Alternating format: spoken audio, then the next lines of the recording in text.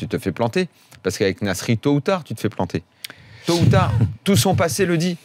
Allez, Marseille, la mes façon 3 dont points, il se moi. barre de Marseille. Arsenal, la façon dont ça commence et ça se termine. City, où c'est un kidam, à part un peu au début, parce que ça commence toujours bien, lui, ses histoires. L'équipe de France, on n'en parle même pas. Et Séville, où il est plutôt bon cette année. On était obligé de constater ça. Et après, tout tant mieux pour lui, tant mieux pour le club. Mais au moment le plus important, ou en plus, parce que si c'est le Real en face, t'as pas de regret.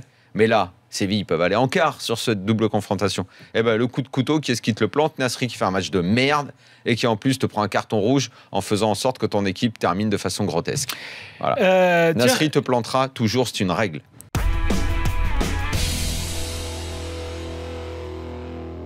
Et puis on me dit la plus grosse surprise, c'était quand même Monaco en 2004, c'était des peintres, me dit-on. Exactement. Monaco, c'est une vraie surprise.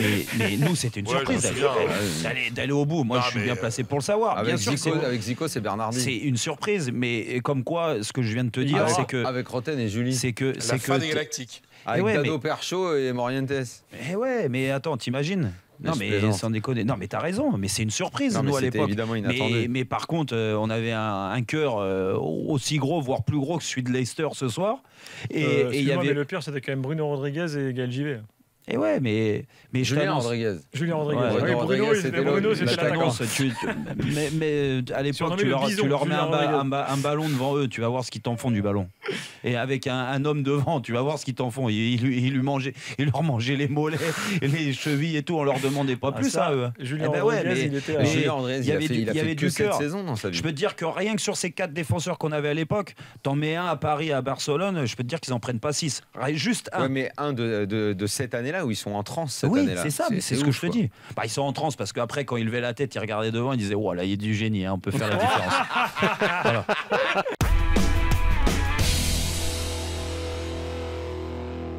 Ranieri était l'entraîneur idéal pour cette première saison qu'il a vécue avec eux. Il a été un organisateur formidable, il a été un psychologue d'une rare finesse, mais après le titre, moi, dès le mois de septembre, j'entendais pas mal de rumeurs circuler sur l'état d'esprit dans le vestiaire de Leicester qui nous faisait peur, quoi. Et je crois que le plus gros problème, ça n'a pas été de se séparer de Claudio, c'est le moment et la façon dont on se séparait de lui. Qu'il soit parti, c'était totalement compréhensible, mais la façon dont ils l'ont fait était franchement dégueulasse. Et les joueurs, je pense, ils ont, en effet, comme tu le dis, Daniel, ils se sont sentis un petit peu, faux cul. Et ils se sont sentis, je dirais pas qu'ils ont trahi, mais ils ont fait preuve d'une certaine lâcheté à cette occasion, et là ils sont en train d'essayer de... Je pense qu'ils ont déjà, en l'occurrence, récupéré une grande partie du crédit qu'ils avaient auparavant, parce que ce qu'on a vu ce soir, c'était quand même extraordinaire.